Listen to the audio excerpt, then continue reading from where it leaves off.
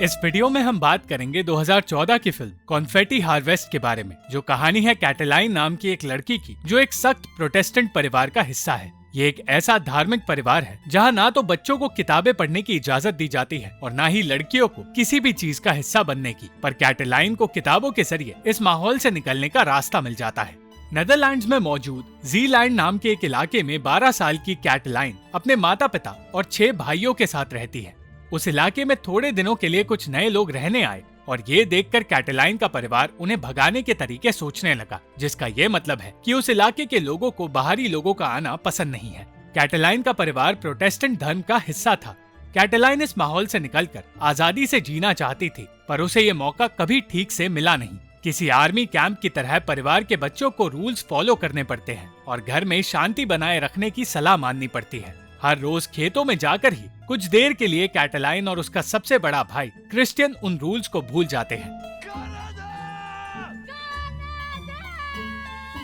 कैटलाइन को एक लड़की होने की वजह से कुछ भी करने की इजाजत नहीं है। इलाके के बच्चों को ये सिखाया जाता है कि किताबों में लिखी कहानियाँ और खासकर परियों की कहानियाँ शैतान ने बनाई हैं, इसलिए परियों की कहानियाँ पढ़ना एक पाप है। इतना ही नहीं, म्यूजिक भी एक ऐसी चीज है जिसके जरिए शैतान उन तक पहुँचना चाहता है, इसलिए ना तो किसी को म्यूजिक सुनना चाहिए और ना ही टीवी देखना चाहिए। कैटलाइन फिर भी अपने छोटे भाइयों के साथ अलग अलग एक्सपीरियंसेस ढूंढती है और उन्हें अजीबोगरीब कहानियां सुनाकर एंटरटेन करती है।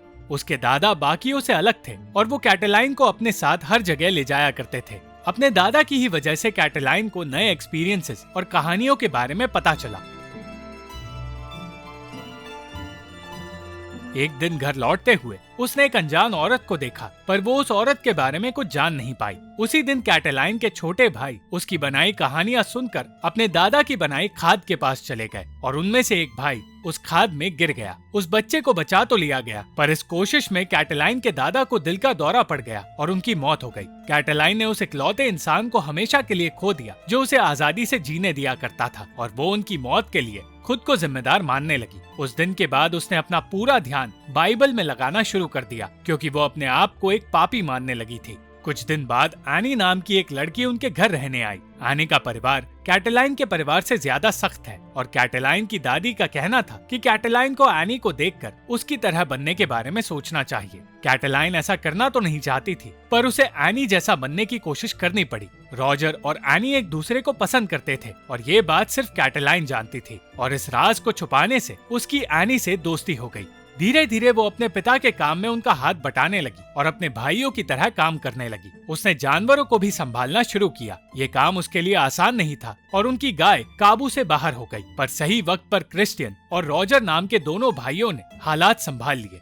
कैटलाइन के पिता अब भी उसे एक अच्छी पत्नी बनने की तैयारी की सलाह देने लगे, पर यह बात कैटलाइन को अच्छी नहीं लगी और वो समझ गई कि उसके पिता कभी उसे अपने भाइयों जैसा बनने नहीं देंगे। वो अपने भाइयों की तरह जीना चाहती थी और उन्हीं की तरह काम करना चाहती थी, पर उसे घर में रहकर ही काम करना पड़ रहा था और उस काम को करके ही वो अपने माता पिता को खुश रख सकती थी। उसके पिता तो उसके काम से खुश थे, पर उसकी माँ अब भी उससे ठीक से बात नहीं कर रही थी। क्रिस्टियन की तरह कैटलाइन भी कनाडा जाने के सपने देख रही थी और एक रात उसे पता चला कि इलाके में कोई अपने घर टीवी लेकर आया है। वो अपनी दोस्तों के साथ छुपकर उस टीवी में देखने लगी, क्योंकि अगर किसी को पता चला कि लड़कियां टीवी देख रही है तो उन सबको सजा मिल सकती है। कैटलाइन को अब घर में घुटन महसूस होने लगी और वो सिर्फ क्रिस्टियन के साथ वक्त बिताकर बेहतर महसूस कर रही थी। क्रिस्टियन की वजह से कैटलाइन को शहर के एक मेले में जाने का मौका मिला और तब उन दोनों के पास क्रिस्टियन के कुछ दोस्त आए। एक तरफ क्रिस्टियन एक लड़की के साथ वक्त बिता रहा था तो दूसरी तरफ कैटलाइन क्रिस्टियन के दोस्त के साथ, और वो दोनों उस खुशी का हिस्सा बनने लगे जिसे उनके धर्म में पाप माना जाता है। कैटलाइन खुशी खुशी घर लौट कर आई, पर उसकी माँ को पता चल गया कि वो एक मेले में गई थी। उनकी नाराजगी बढ़ गई और वो कहने लगी कि उनकी परवरिश पर सवाल उठने लगे हैं, इसलिए कैटलाइन को अब सजा मिलेगी। कैटलाइन और क्रिस्टियन दोनों को सजा दी गई, पर कैटलाइन के लिए परेशानियां खत्म नहीं हुई थी। उसी रात गलती से उसने एनी के बालों में च्युइंग गम लगा दी, जिसकी वजह से एनी को अपने बाल कटवाने पड़े। अपनी इन्हीं परेशानियों से बाहर आने के लिए कैटलाइन किताबों का सहारा लेने लगी और जो कहानियां वो पढ़ती है वो क्रिस्टियन को उन्हीं कहानियों के बारे में बताने लगी। अपनी अजीबोगरीब कहानियां सुनाने के बाद कैटलाइन ने कहा कि वो क्रिस्टियन के साथ कनाडा जाना चाहती है, पर उसकी इस बात पर क्रिस्टियन ने ध्यान नहीं दिया। एक दिन कैटलाइन को पता चला कि क्रिस्टियन सिंडी नाम की लड़की को पसंद करता है, पर एनी की एक दोस्त क्रिस्टियन के करीब आना चाहती है और उससे शादी करना चाहती है। ये सब कुछ देखकर उसे हंसी आने लगी, पर वो जानती थी कि ये सब कुछ क्रिस्टियन के लिए मुसीबत की तरह साबित होगा। कुछ दिन बाद वो अपनी मौसी के साथ शहर जाने लगी, जहाँ वो 2 दिनों के लिए रहने वाली है। कैटलाइन अपने सामने एक नई दुनिया देख रही थी।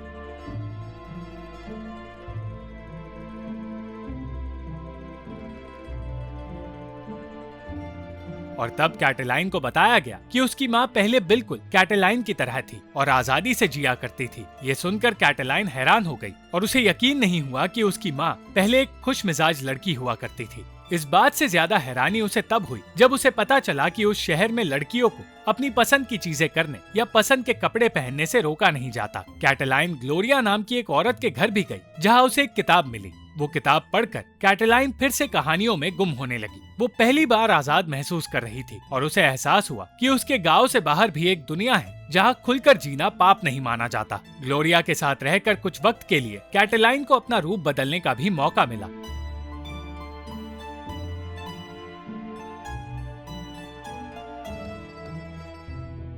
पर उसे फिर से अपनी माँ के पास लौटना पड़ा, जो ये कह रही थी कि जो कुछ कैटलाइन की मौसी ने उसे बताया था वो सब कुछ झूठ था। घर लौटते ही कैटलाइन ने कुछ अनजान लोगों को देखा, पर वो ये समझ नहीं पाई कि वो लोग उस घर में क्यों आए हैं। उस वक्त कैटलाइन को कुछ कपड़े मिले जिन्हें पहनकर वो अपने खेतों में टहलने लगी। वो खुश थी, पर उसकी खुशी ज्यादा देर तक टिकी नहीं, क्योंकि उसे पता चला कि क्रिस्टियन की अब शादी होने वाली है। क्रिस्टियन सिंडी से प्यार करता था, इसलिए ना तो क्रिस्टियन खुश था और ना ही कैटलाइन अपने भाई को इस तरह देखकर खुश थी। ना चाहते हुए भी क्रिस्टियन को अपने परिवार के कहने पर वो शादी करनी पड़ रही थी और क्रिस्टियन को हारते देख कैटलाइन को लगने लगा कि वो भी कभी अपनी जिंदगी में आजाद नहीं हो पाएगी। घर लौटते वक्त अचानक कैटलाइन के पिता ने गाड़ी रोक दी और सारे बच्चों को खेतों के बीच भेज दिया। उस जगह कैटलाइन को एक अनजान आदमी नजर आया जो उस इलाके का नहीं था, और कैटलाइन की नजरों में वो आदमी अकेला और आजाद था। नादान कैटलाइन उस आदमी से कहने लगी कि वो उससे शादी करना चाहती है ताकि वो उस इलाके से दूर जा पाए, पर उस आदमी ने जवाब में एक भद्दी बात कह दी,